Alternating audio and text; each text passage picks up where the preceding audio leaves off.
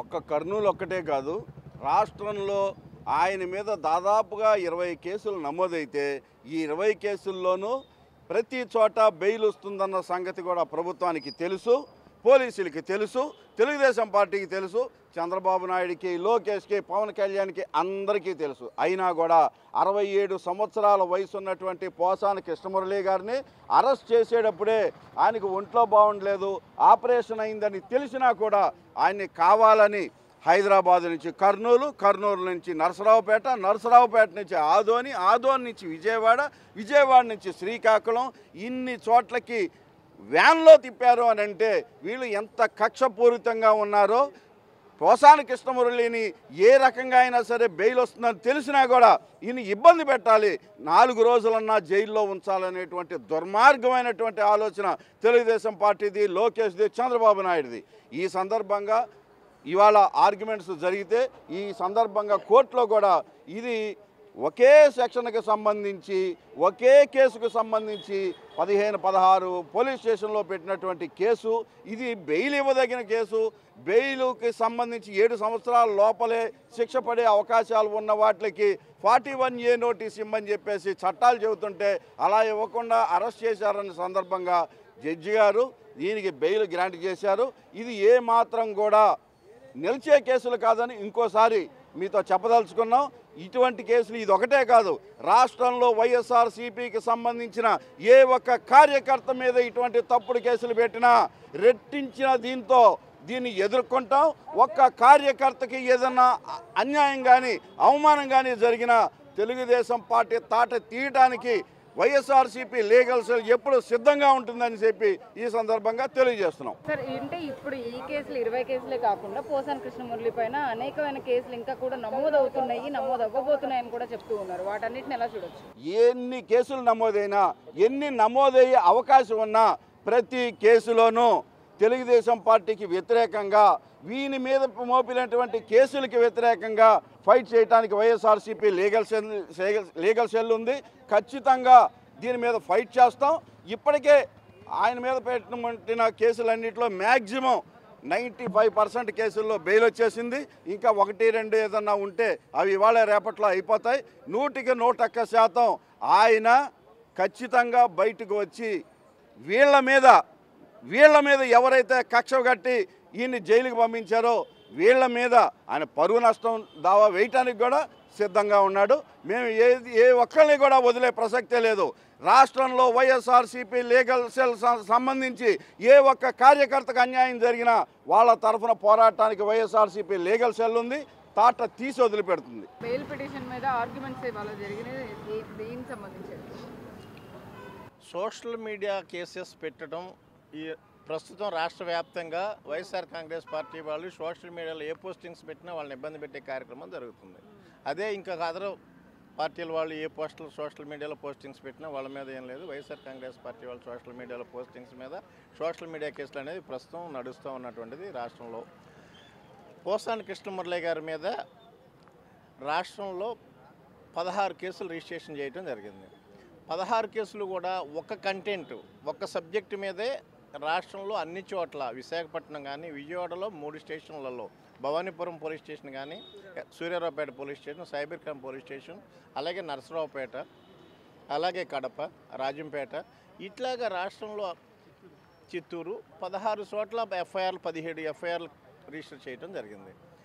దాని మీదట హైకోర్టు ఆశ్రయిస్తే పోసాని కృష్ణమురళి గారికి కొన్ని ఎఫ్ఐఆర్ల మీద హైకోర్టుకు వెళ్ళిన తర్వాత హైకోర్టు వారు ఒక ఆర్డర్ ఇస్తూ ఏమి స్టెప్స్ తీసుకోవద్దు, మీరు ఇతని మీద 41A నోటీసులు ఇచ్చి మీరు పంపించండి అనేటువంటి ఒక ఆర్డర్ పాస్ చేస్తూ కోర్టు వారు కూడా ఏం చెప్పారంటే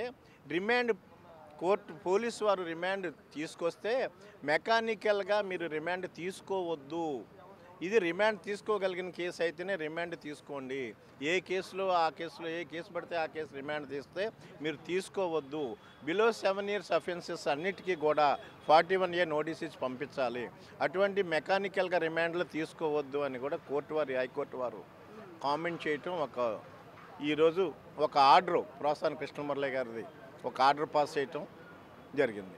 ఈరోజు మొన్న శనివారం నాడు సెకండ్ సాటర్డే కోర్టు హాలిడే అయితే కర్నూలు నుంచి ఆయన పీటీ వారెంట్ మీద విజయవాడ కోర్టుకి సిఎంఎం కోర్టుకి వారిని రిమాండ్ ప్రొడ్యూస్ చేయడం జరిగింది. వారు చెప్పారు, నా ఆరోగ్యం బాగలేదు, నాకు 67 సంవత్సరాలు, ఇన్ని ఆపరేషన్లు జరిగాయి, కర్నూలు నా వల్ల అవ్వదు, విజయవాడ కోర్టులోనే remand jail, Vijayawada district jail నన్ను రిమాండ్ ఉంచండి అని అడిగితే పాసిబిలిటీ లేదు కాబట్టి అక్కడికి పంపిస్తూ ఇలా బెయిల్ పిటిషన్ నిన్న వేశాము, ఈరోజు బెయిల్ గ్రాంట్ చేశారు.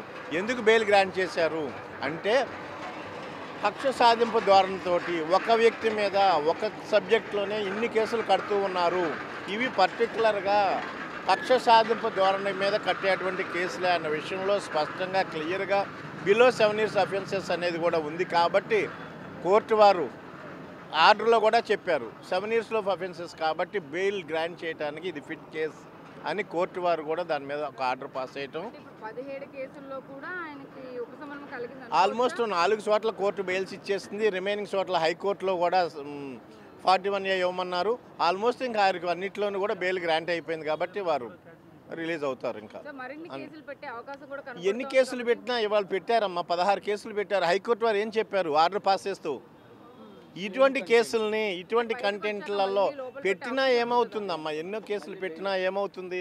హైకోర్టు వారు ఏమన్నారు, ఈ కింది కోర్టులు కూడా చెప్పారు బెయిలబుల్ సెక్షన్స్లో మెకానికల్గా ఒకే కంటెంట్లో 100 కేసులు పెట్టినా రిమాండ్లు తీసుకోవద్దని కోర్టు వారు ఆర్డర్ చెప్పిన తర్వాత రేపు ఎఫ్ఐఆర్లు కట్టినా కోర్టుకి రిమాండ్ పెట్టినా సేమ్ అప్లై అవుతుంది. రేపు వీళ్ళు కూడా తీసుకునే అవకాశం లేదు కోర్టు వారు కూడా. ఇప్పుడు మన సోషల్ మీడియా కేసులు 16-17 కేసులు కట్టారు. 17 కేసులు కడితే ఏమైంది? హైకోర్టు వారు ఏమన్నారు, 41A ఇచ్చి రిలీజ్ చేయమన్నారు. ఓకే, రిమాండ్ కూడా మీరు తీసుకోవద్దు మెకానికల్గా అని చెప్పారు. వచ్చేస్తారు, ఇంకా ఆర్డర్ ఇచ్చారు, రేపు షూటీస్ పెట్టుకుంటారు. కోర్టు వారు 10,000 20,000 2 షూటీస్ పెట్టుకోమన్నారు, పెట్టుకుంటారు, అది అయిపోతుంది. అవుతు శ్రీధర్ రెడ్డి, అవుతు గుంటూరు పట్టాభిపురం అతన్ని మొన్న 24th అరెస్ట్ చేశారు. అర్ధరాత్రి మధ్యాహ్నం 12-1 గంటకి జడ్జి గారి ఇంటి దగ్గర ప్రొడ్యూస్ చేశారు. అసలు రిమాండ్ని ఛాలెంజ్ చేసాం, రిమాండే తీసుకోకూడదు, 311 సెక్షన్ అప్లికబుల్ కాదు. సోషల్ మీడియా కేసులో 311 ఎవరికి అప్లై అవుతుంది, ఎన్ని విషయాలు కూడా స్పష్టంగా మేము కోర్టు వారికి చెప్తే కోర్టు వారు రిమాండ్ తీసుకుంటే ఆ ఆర్డర్ని ఛాలెంజ్ చేస్తూ హైకోర్టుకు వెళ్తే ఈరోజు హైకోర్టు వారు అవసరం దాంట్లో ఆర్డర్ పాస్ చేసి అసలు రిమాండే చెల్లదు, రిమాండ్ని క్యాన్సిల్ చేసి ఇమ్మీడియట్గా రిలీజ్ చేయమని ఆర్డర్ ఇచ్చారు. సో అందుకనే ఈరోజు కోర్టులు కూడా స్పష్టంగా ఏ కేసులు ఏంటి న్యాయంగా కోర్టులు కూడా ఈరోజు చక్కటి ఆర్డర్లు ఇస్తూ ఉన్నాయి. తప్పుడు కేసులు పెడితే కూడా కోర్టు వాళ్ళు స్పందిస్తున్నాయి, ఇమ్మీడియట్గా ఆర్డర్స్ ఇస్తున్నాయి. నిన్న బెయిల్ పిటిషన్ వేస్తే ఇవాళ కోర్టు వారు ఆర్డర్ ఇచ్చారు స్పష్టంగా. అందుకనే ఇటువంటి కేసులు ఎన్ని పెట్టినా కోర్టులలో నిలబడవు, ఇవన్నీ అందరికీ తెలిసిన విషయాలే. ఈ కేసుల వలన ఎవరు భయపడేది లేదు, ఇబ్బంది పడేది లేదు. మళ్ళీ బయటకు వచ్చిన తర్వాత మళ్ళీ కేసులు పెట్టినా కానీ కోర్టులు ఉన్నాయి, కోర్టులు దానికి రక్షణ కల్పిస్తాయి, దానికి భయపడాల్సిన అవసరం లేదు, ఇబ్బంది లేదు. ఈరోజు ఏదైతే కూటమి ప్రభుత్వం కక్షగట్టి మా యొక్క వైసీపీ నాయకులు, వైసీపీ కార్యకర్తలు ఈరోజు సోషల్ మీడియా యాక్టివిస్టుల మీద కేసులు పెడుతున్నారో అవన్నీ కూడా న్యాయస్థానాల్లో ఏ విధంగా కూడా చెల్లవనేసి ఈరోజు మరోసారి నిరూపణమైంది. ఏంటంటే 311 సెక్షన్ ఎప్పుడు పెడతారనేది కూడా ఈరోజు పోలీసులకి తెలిసి కూడా ఎవరో అధికారులు చెప్పి చేయమన్నారనేసి ఈరోజు కొంతమంది పోలీసు అధికారులు కూడా రేపు మేము తీసుకునే చర్యలకు బలవుతారనేసి ఈ సందర్భంగా తెలియజేస్తున్నాము. అదేవిధంగా ఈరోజు ఏదైతే ఉందో రేపు భవిష్యత్తులో మా యొక్క నాయకులు, మా యొక్క కార్యకర్తల మీద ఏమైతే కేసులు పెట్టారో వాటన్నిటిని కూడా మేము తిరగదోడతాము.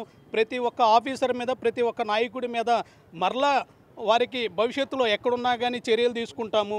అంతేగాని ఈరోజు మేము ఏదో మా నాయకులు ఇబ్బంది పడ్డారు అనేసి మేము ఎక్కడ వదము, లీగల్గా వారికి అన్ని విధాలుగా సపోర్ట్ చేస్తాము. ఎన్ని కేసులు పెట్టినా భరిస్తాము. అయినా కానీ మేము నాయకులకి, కార్యకర్తలకి ఎప్పటికీ అండగా ఉంటాము. వారిని ఏ విధంగానైనా మేము లీగల్గా ప్రొటెక్ట్ చేయడానికి అన్ని విధాలుగా చర్యలు తీసుకుంటాము అని ఈ విధంగా తెలియజేస్తున్నాము.